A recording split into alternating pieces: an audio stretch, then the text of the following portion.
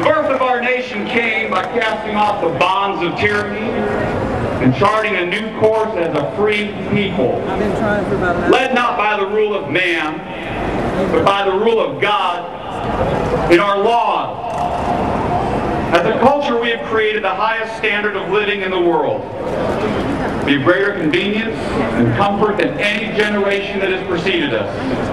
But there is a downside. Comfort leads to complacence. We have been all too willing to be uncomfortable. Consider the personal and public debt that we have run up and what it's done to our security individually and collectively as a nation. This is not a battle of Republicans versus Democrats. It's not a battle of liberals versus conservatives.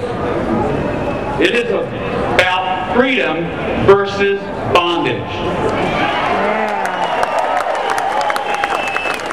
You do not need to be a community organizer or a graduate of a government-mandated community service course to understand our responsibilities to one another. We are to care for the widows and orphans. We are to provide for the poor, tend to the sick, and lift up the downtrodden. We used to fulfill those on a personal level through our communities, our churches, and our synagogues.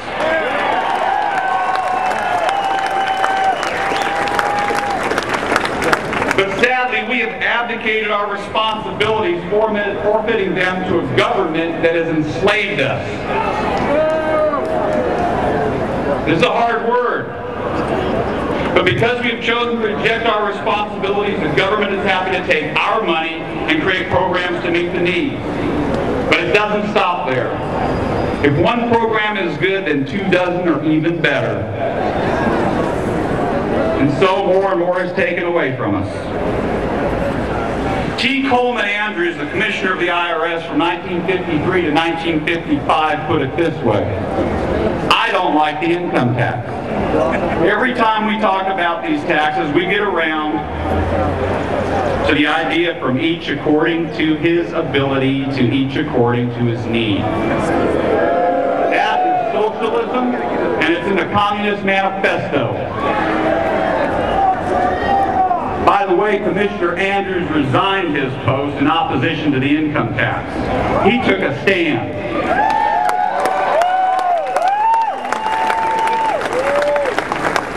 Herbert Hoover observed that every collectivist revolution rides in on a Trojan horse of emergency. It was the tactic of Lenin, of Hitler, and of Mussolini. Does this sound familiar?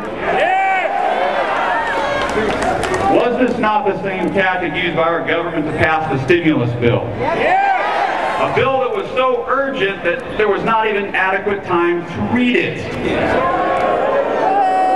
I tell you plainly, those that stood opposed to that bill stood for freedom and the Constitution.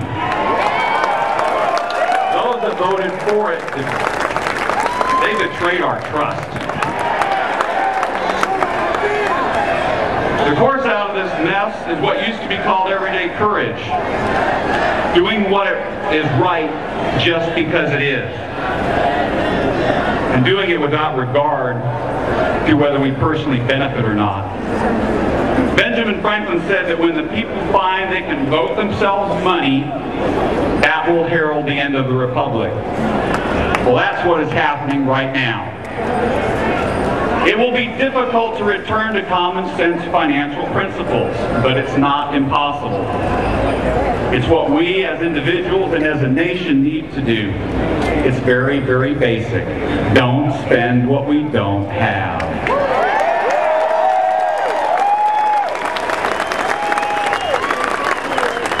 We've developed a culture of idolatry enabled by massive debt, both personal and public. Just as sacrifices have been made to idols, we are sacrificing the future of our children and our nation on the altar of materialism. Thomas Jefferson said that we did produce a near perfect republic, but will they keep it? Or will they, in the enjoyment of plenty, lose the memory of freedom? Material abundance without character is the path of destruction. This is the essence of our current circumstance. Lack of character resulting in immorality and irresponsibility. One of the quickest and surest ways to reduce taxes is to reduce spending. It used to be that if you could not afford to pay cash for something, you didn't buy it. If we needed it or wanted it, the answer was simple. We saved for it.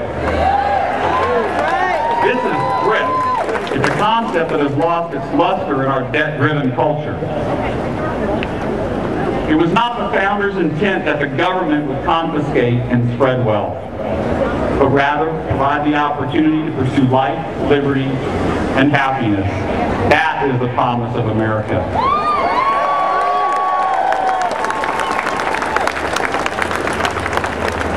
We are unfaithful to our nation when we ask the government to do things that we ought to do for ourselves. That's right. We have become, and I apologize kids, but we have become prostitutes to programs that promise to meet our perceived need. We're like drug addicts in need of intervention. The only reasonable and sane way to fund necessary and constitutional government roles is through a national sales tax, the fair tax.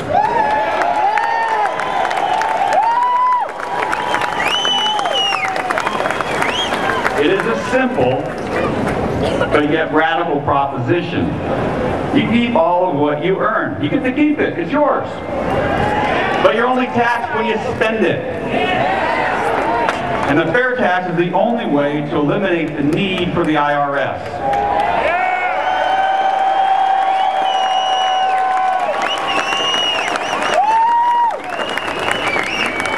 There exists in Washington an administration and a Congress that denies the laws of God and of nature, who willingly choose to enslave the people in order to remake this nation into one of their design, one based on stealing away our God-given rights.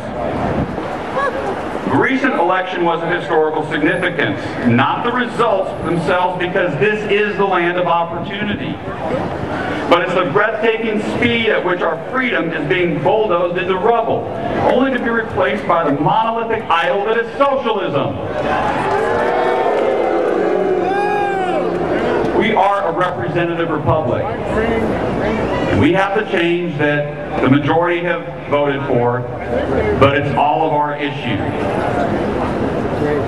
It is our responsibility to repent for what we have become by denying our founding principles, a godless nation. I encourage you with the words of Samuel Adams. It does not require a majority to prevail, but rather an irate, tireless minority keen to set brush fires in people's minds. Do not lose the momentum that's begun here today. It is time to rise up, Texas. Rise up, America. Tell them all, you shall not take what is not yours. No more! No more! May God abundantly bless Texas and the United States of America. Thank you.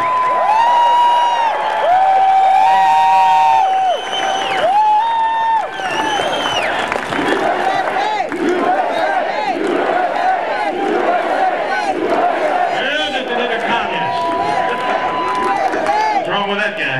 That was all right.